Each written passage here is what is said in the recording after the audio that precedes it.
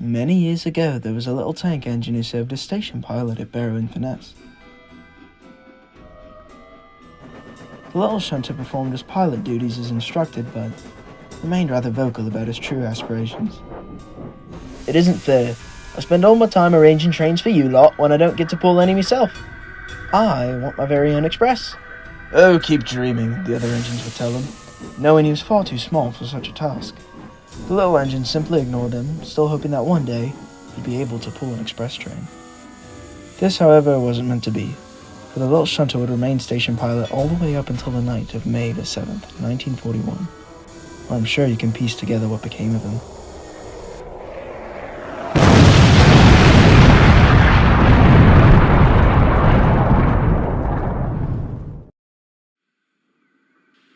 The station was promptly rebuilt and several engines were brought in to service it, including myself. Most believe this is where the tale of the little engine ends, though they'd be mistaken. Mistaken? Did I miss something? It sounds like he was blown up. Oh, he was, yes.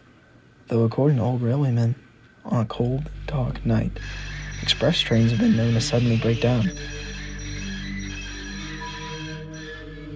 The crew leaves to get help, and when they return, they'll find it to have seemingly vanished, never to be seen again. Of course, no one knows for certain where the train goes, but if you ask me, it's the little engine's ghost refusing to let something as insignificant as death stop him from fulfilling his wish to pull the express. Well, that was certainly one of your more outlandish stories, Ginty. And that's saying something. I'd best get going now. It's always, interesting talking to you. Goodbye, Gordon. Mind you stay on the lookout for that little engine. Wouldn't want you being dragged away by a ghost now, would we? Pah.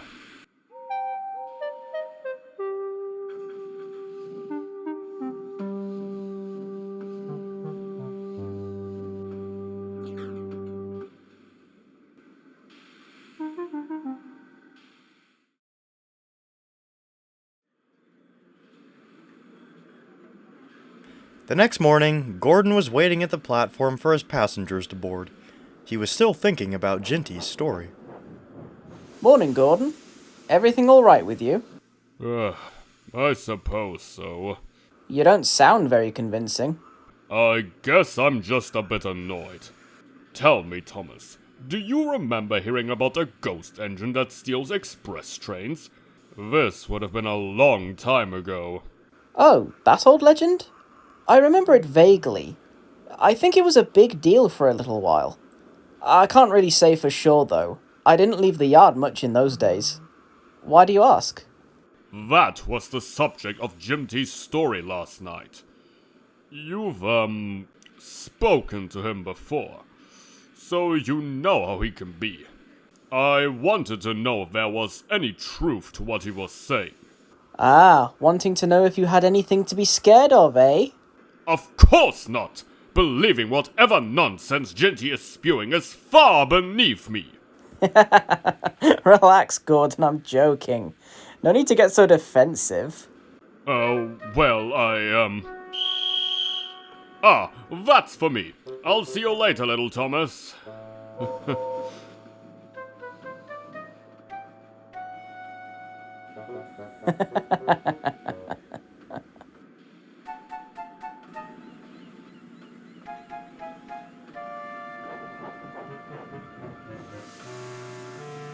It's only me, Gordon. Don't worry. I'm not here to swipe your express.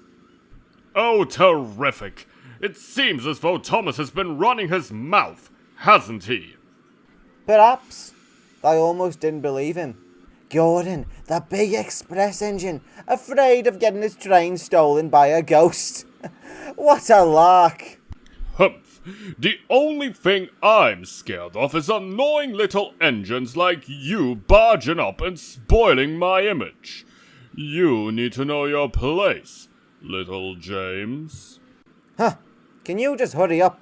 You're not the only engine here who needs water, you know. I'll take as much time as I need. I've got to fill my tanks up for my run tonight. A night's express? Oh, no wonder you're so worked up. Mind you don't lose your train now. You really are the worst, little James.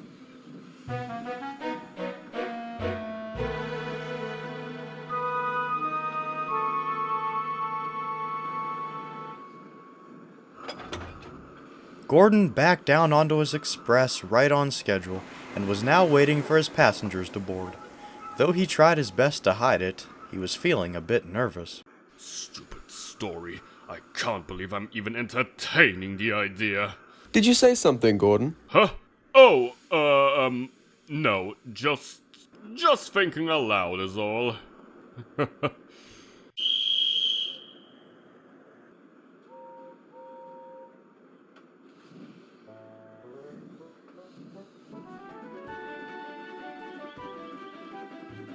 Gordon raced down the line, making good time at first. Though as he passed Kronk, he began to feel a pain in his boiler. Never mind. I'll have it looked at when we reach Barrow. But he never got the chance. By the time he reached Vickerstown, the pain was unbearable. He'd barely left Sodor when...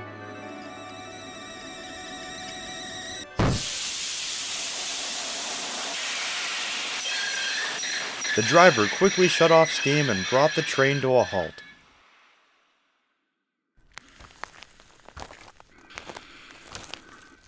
Well, it looks like you're not going any further tonight, old boy. You've burst your safety valve. Yes, I know. I suppose you'll be leaving to get help now. Don't worry, we're only a mile or so out from Vickerstown. Shouldn't be gone for too long.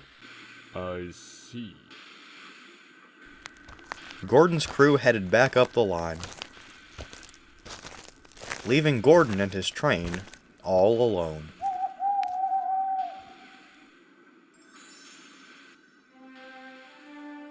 What felt like hours passed. A fog had come down, and Gordon's crew still hadn't returned. By now, all he could think about was Ginty's story. Just a story. Just a story. But surely, the driver should be back by now.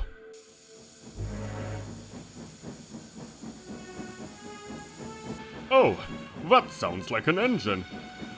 Who's there? Hello? Is anyone? No, it can't be. Ginty's story. It's. No! Stay away! Don't take my express! Help! Help! Gordon, are you alright? Gordon opened his eyes. He looked back and saw Edward buffering up to his train. He was relieved, but also rather embarrassed. Oh, Edward, my dear engine, am I ever glad to see you? I'm sure you are. I'm sorry it took so long to get you help. I was all the way back at Wellsworth when I got the call. Come on now, let's get you to Barrow.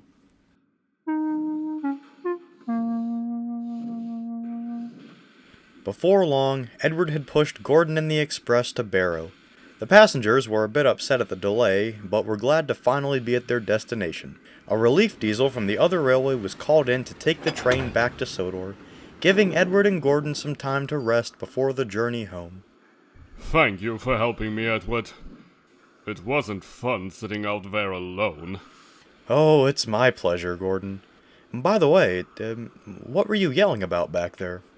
Oh, yes, I thought you were someone else. Sorry. Ginty told you that story about the ghost engine that steals expresses, didn't he? Yes, he did. I was a bit freaked out by it. Is there any truth to it? No, well, sort of, I suppose. There was a shunter here who was killed in the bombings, but he never really talked about wanting to pull the express, nor was he the kind to try stealing them. His name was George, and he was a very kind engine. I always enjoyed speaking with him when I'd bring passenger trains here. It's a shame what happened to him. Then, where did this business about him stealing express trains come from? shortly after the station bombing, an express train traveling at night went missing. It was quickly found out the train had simply seen fighter jets and had stopped in a tunnel for safety reasons, though by then, rumors of a ghost engine being responsible had already begun to spread. It's always upset me seeing George's legacy misrepresented like that, though the story is so ingrained in folklore that setting the record straight is difficult at best. That's too bad. I hope that one day people will know the true story. For his sake. That'd be nice, Gordon. I think he'd like that a lot.